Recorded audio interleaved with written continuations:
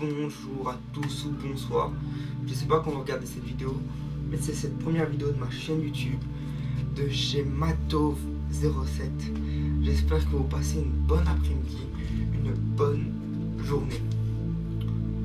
Aujourd'hui, je vais vous raconter mon témoignage, comment j'ai rencontré Jésus, ma vie avant Jésus et surtout ma vie après Jésus, vous voyez. Parce que le plus important, c'est merci pour la vie avant, parce que c'est ce qui permet de créer notre témoignage. Mais merci pour la vie d'après, vous voyez.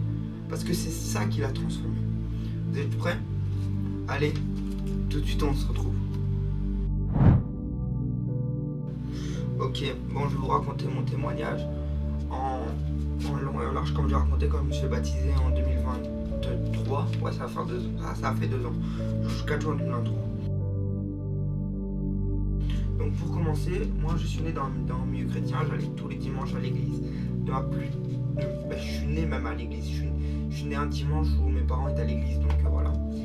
Mais dès que j'étais petit, j'étais addict au vol, par jalousie, et j'étais un grand menteur. Parce que je convoitais, je jalousais sur ce que les autres avaient, parce que moi je me sentais pas aimé, je me sentais pas, parce qu'il me fallait toujours plus, il me fallait toujours plus. Mais même si j'allais à l'église, je me sentais pas aimé par Dieu et pas par mes parents. Parce que mon frère est né à ce moment-là, vous voyez. En 2015, mon frère est né.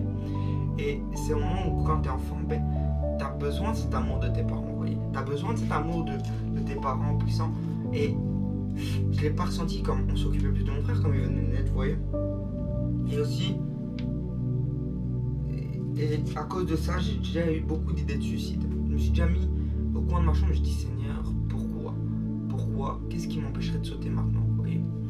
Je me rappelle à mon ancienne maison, le Val, il y avait le toit de la voiture. Et il y avait comme un renfoncement de cheminée, j'étais dans le renfoncement de cheminée, je me dis, Seigneur, qu'est-ce qui m'empêche de sauter là? Non, je disais, qu'est-ce qui m'empêche de sauter? J'écoutais aussi beaucoup vraiment de musique mondaine, des musiques avec des grossièretés, du genre Niska, Kobalade, tout ça. Vous voyez le style de musique que j'écoutais. Voilà ma vie jusqu'à la fin de mes prières, jusqu'à la fin de mes primaires.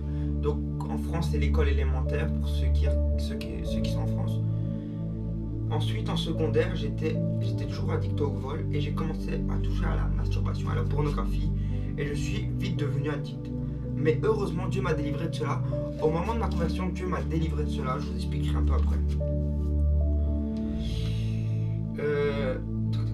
J'étais toujours addict à la musique mondaine et cette musique avait mis un masque que je ne voyais pas le mal de cette musique.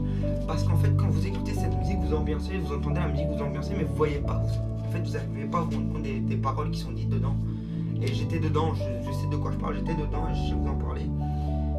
Et il y a pas longtemps, bon, ça c'est quand je me suis baptisé, mais je vais dire plus ou moins quoi, en juin 2022, oui, en juin 2022, j'ai écouté un message de pasteur Marcelo Tunazzi qui parlait de la musique mondaine et de ce qui se passait quand tu écoutais de la musique mondaine. Et ça m'a complètement retiré, ça m'a complètement touché, m'a bouleversé. Et j'ai changé la musique que j'écoute maintenant. J'écoute plus de musique mondaine. J'essaie le moins possible d'écouter de la musique mondaine. Parce qu'en fait, je sais que dès que je vais réécouter, ça va revenir. Ça va revenir. Ça, j'en suis au courant, donc j'ai arrêté. Ensuite, vers en mai 2021, je sais un peu dans les ordres, mais en mai 2021, j'étais à un concert de Crazy, pas un groupe de musique, je vous mettrai une image là. Et il chantait là dans le feu, je sais pas si vous connaissez, mais cette musique m'a complètement touché parce que je passais par des moments d'épreuve à ce moment-là. Je vivais du harcèlement scolaire, personne ne m'aimait, tout le monde se moquait de moi, je me sentais pas aimé. Et là il dit, je me réjouirais même dans l'épreuve. Je me dis, mais comment tu peux te réjouir? Et tout un questionnement s'est mis en route dans ma tête. Partie 2, comment j'ai rencontré le Seigneur. J'étais à un culte de jeunesse à l'église qui s'appelait anciennement Vie Nouvelle, qui est devenue Église Pharos, que je peux vous mettre une image là. Et ils ont entamé le chant L'amour extravagant. Et c'est ce qui m'a permis de rencontrer Jésus. J'avais besoin de cet amour, que Dieu me montre cet amour à travers Jésus, parce que Dieu a éprouvé son amour à travers Jésus à la mort à la croix, de la mort de la croix, tu vois. Par la mort de Jésus à la croix, Dieu a montré son amour. Vous voyez. Et dès ce jour-là, j'ai j'ai donné ma vie à Jésus et je suis né de nouveau. À la fin, Marie-Laurence, elle a fait un appel, donc c'était mon ancienne responsable de jeunes. Elle a fait un appel pour celui qui voulait être baptisé du Saint-Esprit. Et j'ai prié, j'ai dit Seigneur, et il y a un verset qui dit demandez, vous recevrez. Frappez, on vous y ouvrira. Et là j'ai demandé, j'ai dit Seigneur, vraiment je te prie que je sois baptisé du Saint-Esprit, parce qu'en fait, le baptême du Saint-Esprit, c'est quand il y a l'Esprit en toi et l'Esprit sur toi. Et quand tu es baptisé du Saint-Esprit, tu parles de nouvelles langues. Et donc, dès que Dieu lui a dit, j'ai été baptisé du Saint-Esprit, je me rappelle, c'était le 30 juin 2022, oui, 30 juin 2022, j'étais baptisé du Saint-Esprit. Mais je n'avais aucune relation parce que pour moi c'était oui, Jésus existe, j'ai donné ma vie à Jésus, j'étais baptisé du Saint-Esprit, mais vous voyez, c'est comme je me suis dit, tant pis, je reste dans mon coin. De toute façon, le dimanche, pour moi, c'était un dieu du dimanche, parce que j'avais appris ça, c'était dimanche, vendredi et dimanche. Donc, je n'avais aucune relation. Je m'étais beaucoup éloigné.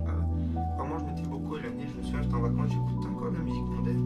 J'étais en vacances et je recherchais toujours ce truc, je cherchais toujours cette dimension. Troisième partie, comment je suis retourné à Christ. Après le camp, après en août, donc le 2 août 2022, oui, il y a eu un camp où je suis revenu près de Jésus. Je me rappelle ce 2 août 2022, j'ai dit Seigneur, je veux te suivre à tout jamais. J'ai dit Jésus, je veux te rencontrer. J'ai dit Seigneur, je veux te suivre à tout jamais. Parce que je m'étais beaucoup éloigné, et là il y a ce chant, je me rappellerai toujours, j'étais à la deuxième rangée. Et vraiment ce chant attaché à la croix pour moi, et là je me mets à genoux, je commence à pleurer. Parce que je me rends compte que l'amour de Dieu a pour toi, et toi tu t'éloignes à chaque fois. Que même si tu t'es éloigné, il ne t'a jamais abandonné, vous voyez. Et je suis revenu près de lui, et je me rappellerai aussi toujours le dernier jour, le 5, parce que c'était du 2 au 5, le 5. On prie pour des renouvellements dans les vies, et là, je sens comme une paix intérieure, oui, comme une restauration intérieure. Maintenant, je peux dire, je suis le fils du roi des rois, le fils de celui qui est mort à la croix pour moi. Amen. C'est pas beau ça? Si toi, tu n'as toujours pas rencontré Jésus, je t'invite à répéter après moi. Je t'invite vraiment à répéter après moi, parce que suivre Jésus, c'est la plus belle des choses. Tu ne seras plus seul dans ton harcèlement, dans ta maladie, dans ton addiction, dans ta dépression. Tu ne seras plus tout seul, parce que Jésus sera avec toi. Il peut même te délivrer de ça. Tu te rends compte de ça? Il peut même te délivrer de cela. Donc, je veux prier pour toi qui est derrière ton écran et qui veut rencontrer Jésus et qui veut donner ta vie à Jésus. On va prier ensemble. Oui, Jésus, je ne te connais pas, mais je veux te rencontrer. Je veux apprendre encore plus de toi. Je veux aller encore plus loin avec toi. Je ne te connais pas encore, mais je sais que tu es mort pour ma vie. Je te demande pardon pour mes péchés. Et merci pour la mort à la croix pour moi. Amen. Je vais prier pour toi. Seigneur, tu vois cette âme, tu vois cette personne qui a donné sa vie à Jésus. Je te prie que tu la gardes, que toute âme forgée face à sa vie soit nulle et sans effet au nom de Jésus-Christ. Que sa vie soit un reflètement de ta gloire, qu'il avance de gloire en gloire. Tu dis dans ta parole que par ton nom, tu dis que tu es la vérité et que la vérité nous rendra libres. Alors rends libre la personne derrière cet écran. Au nom de Jésus-Christ. Amen. Amen. Allez, passez une bonne journée, passez une bonne soirée. Je ne sais pas à quelle heure vous regardez cette vidéo. Et que Dieu vous bénisse. Amen.